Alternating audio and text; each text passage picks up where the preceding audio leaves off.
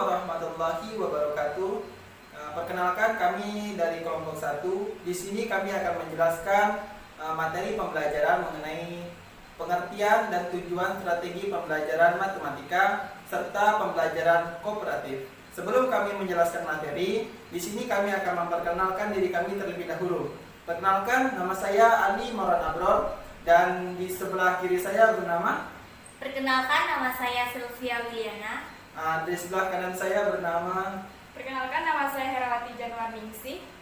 Baik, setelah kami melakukan perkenalan, selanjutnya kami akan menjelaskan materi pembelajaran yang telah kami.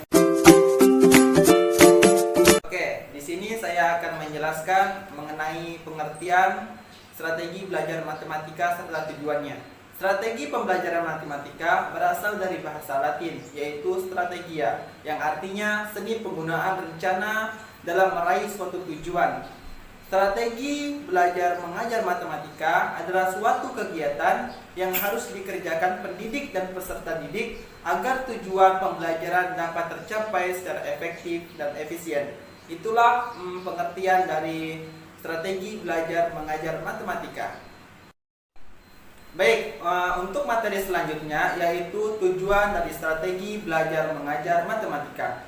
Adapun tujuan dari strategi belajar mengajar matematika yaitu untuk melatih dan menumbuhkan cara berpikir siswa secara sistematis, logis, kritis, kreatif, dan konsisten, serta mengembangkan sikap gigih dan percaya diri sesuai dalam menyelesaikan masalah pembelajaran ketika di dalam kelas. Itulah tujuan dari strategi belajar mengajar matematika.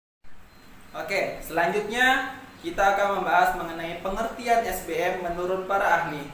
Pertama ada menurut Sudjana. Dia mengungkapkan bahwa pembelajaran adalah upaya pendidik untuk membantu peserta didik melakukan kegiatan belajar. Sedangkan pendapat menurut Akib yaitu mengungkapkan bahwa pembelajaran adalah upaya mengorganisasi lingkungan untuk menciptakan kondisi belajar siswa. Yang ketiga ada menurut Winata Putra. Dia mengungkapkan bahwa pembelajaran merupakan sarana untuk memungkinkan terjadinya proses belajar dalam arti berubah perilaku individu menjadi proses yang diciptakan dalam rancangan proses pembelajaran.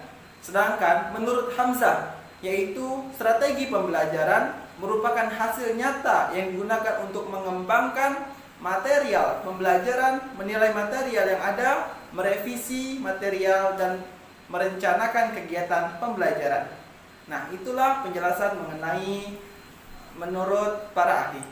Selanjutnya kita akan membahas mengenai jenis-jenis strategi pembelajaran matematika, di mana jenis-jenis strategi pembelajaran matematika ini ada 4. Yaitu pertama pembelajaran langsung, yang kedua ada pembelajaran tidak langsung, yang ketiga ada pembelajaran strategi pembelajaran interaktif, dan yang keempat ada strategi pembelajaran melalui pengalaman.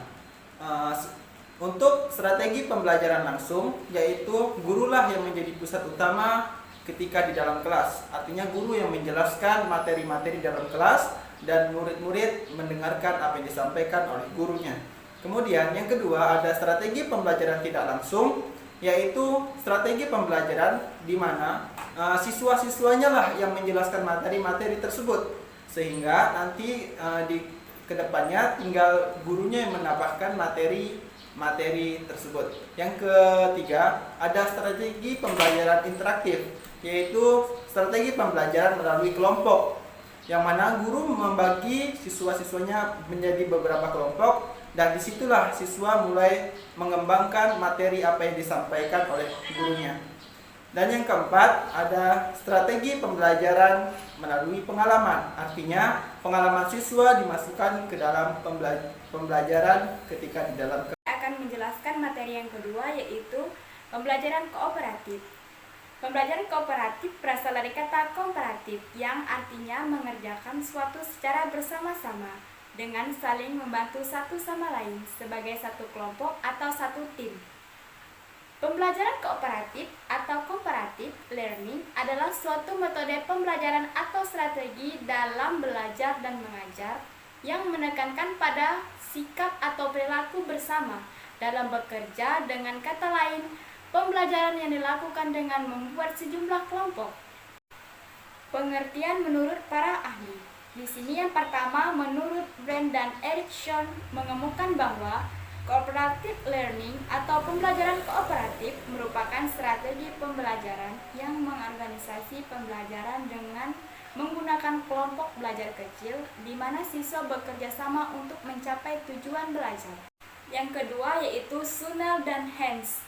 Mereka mengemukakan bahwa cooperative learning adalah suatu pembelajaran dengan menggunakan cara pendekatan atau strategi khusus untuk memberi dorongan kepada peserta didik agar bekerja sama selama proses pembelajaran. Yang ketiga yaitu Supriyojono. Dia mengemukakan bahwa pembelajaran kooperatif adalah jenis kerja kelompok termasuk bentuk-bentuk kegiatan yang dibimbing dan diarahkan oleh guru. Keempat adalah Rianto. Dia mengemukakan bahwa hakikat pembelajaran kooperatif adalah metode pembelajaran dirancangkan untuk melatih kecakapan akademis atau academic skill, keterampilan sosial atau social skill, dan interpersonal skill. Ciri-ciri model pembelajaran kooperatif. Yang pertama, belajar bersama dengan teman. Yang kedua, selama proses belajar terjadi tatap muka antar teman. Yang ketiga, saling mendengarkan pendapat di antara anggota kelompok. Yang keempat, belajar dari teman sendiri dalam berkelompok. Yang kelima, belajar dalam kelompok kecil. Tujuan kooperatif. Tujuan kooperatif yang pertama adalah pembelajaran kooperatif menciptakan situasi di mana keberhasilan individu ditentukan atau dipengaruhi oleh keberhasilan kelompoknya. Yang kedua, meningkatkan hasil akademik dengan meningkatkan kinerja siswa dalam tugas-tugas akademiknya. Model pembelajaran kooperatif. Yang pertama, model evaluasi kompetisi. Dengan menggunakan sistem ini, maka sudah jelas akan menanamkan jiwa kompetitif antar siswa. Karena siswa dipacu untuk menjadi lebih baik dari teman-teman di kelasnya. Sehingga dengan model pembelajaran ini, siswa yang dianggap melebihi rata-rata nilai dikenal maka dianggap sebagai siswa berprestasi. Sedangkan siswa yang di bawah rata-rata dianggap sebagai siswa tidak berprestasi atau gagal. Yang kedua yaitu model evaluasi individual. Berbeda dengan model evaluasi kompetisi, pada model evaluasi individual, siswa belajar melalui pendekatan dan kecepatan sesuai dengan kemampuan yang mereka miliki sendiri. Peserta didik tidak bersaing dengan siswa lainnya, melainkan bersaing dengan dirinya sendiri. Ketiga yaitu model evaluasi cooperative learning. Pada sistem ini menganut pemahaman humanis skolus, yaitu menekankan untuk saling bergantung pada lainnya. Pada model sistem ini, kerjasama merupakan kebutuhan yang sangat penting. Langkah model evaluasi cooperative learning. Terdapat 6 langkah dalam model pembelajaran kooperatif. Menyampaikan tujuan serta memotivasi siswa. Guru menyampaikan tujuan pembelajaran dan mengkomunikasikan kompetensi dasar yang ingin dicapai dan memotivasi siswa. Penyajian informasi. Guru memberikan informasi kepada siswa. Atur siswa menjadi kelompok belajar. Guru memberitahu pengelompokan siswa. Membimbing kelompok belajar. Siswa dalam kelompok belajar. Evaluasi. Guru mengevaluasi hasil belajar tentang materi pembelajaran yang telah ditetapkan. Kelebihan pembelajaran kooperatif sebagai suatu strategi pembelajaran di antaranya. Yang pertama, melalui pembelajaran kooperatif, siswa tidak terlalu menguntungkan pada guru. Akan tetapi, dapat menambah kepercayaan, kemampuan berpikir sendiri, menemukan informasi dari berbagai sumber, dan belajar dari siswa yang lain. Yang kedua, pembelajaran kooperatif dapat mengembangkan kemampuan mengungkapkan atau gagasan dengan kata-kata ide. Kekurangan pembelajaran kooperatif diantaranya yaitu yang pertama, bagi siswa yang pandai, mereka akan merasa terhambat oleh siswa yang dianggap kurang memiliki kemampuan.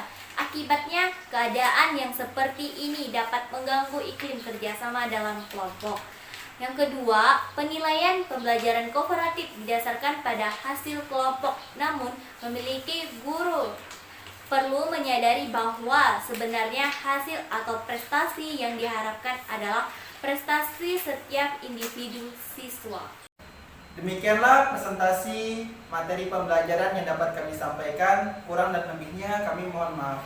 Wabillahi taufiq wal hidayah. Assalamualaikum warahmatullahi wabarakatuh.